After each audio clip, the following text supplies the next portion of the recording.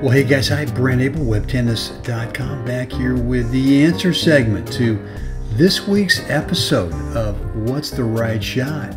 Cliff Felden serving his partners Brian Kaplan. Guy Needham with the big top spin backhand return to serve, and yours truly, Guy's partner. And let me kind of slowly get it to where we stopped it in the question segment a couple days ago, which was right here. And I asked you, what shot would you play? And this happens a lot, where this half volley by Cliff is just, it's got no meat on it, it's no juice at all, and it's just dropping like a lead balloon. And so my choice is, do I want to step forward before it drops below the top of the net to play the volley? Because I see this way too often.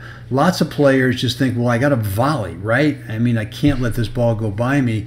And despite that, what happens is the ball drops below the top of the net, and then you're faced with, I got to volley up from that position. You've got this opponent lurking, and then you got Cliff closing. So we had lots of choices here. We had down the middle. We had a lob over in this corner.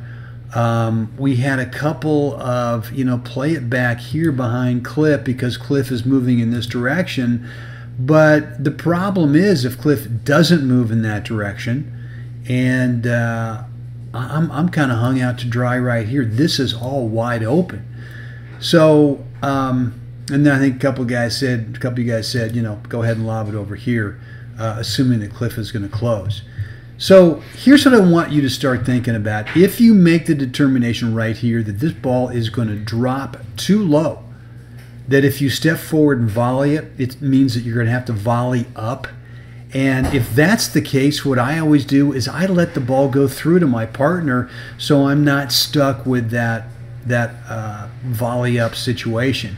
So the other solution here is, can you allow the ball to bounce? And I'm thinking geometry. I want this ball to get to the very top of its bounce to create geometry over the top of the net. And I suppose I could have stopped it here and asked you, what's the right shot? But I wanted to make sure that we did some teaching on thinking about geometry in this situation, rather than always thinking, well, just because you're up at net, that must mean that you have to volley. So here's what happens. I take my time, I allow the ball to bounce up, and I just carve a backhand, try to get it in the middle. And as I'm doing that, obviously trying to recover over here, and I've got Brian stretched out enough where, he just doesn't make the volley. So right below the video, let me know in the comments section, does this point, does any of the instruction I'm talking about here, does it bring up something for you? Maybe some feedback, maybe a question you've got. Right below in the comment section, let me know. And as always, come on now, get out there today and make it another spectacular day.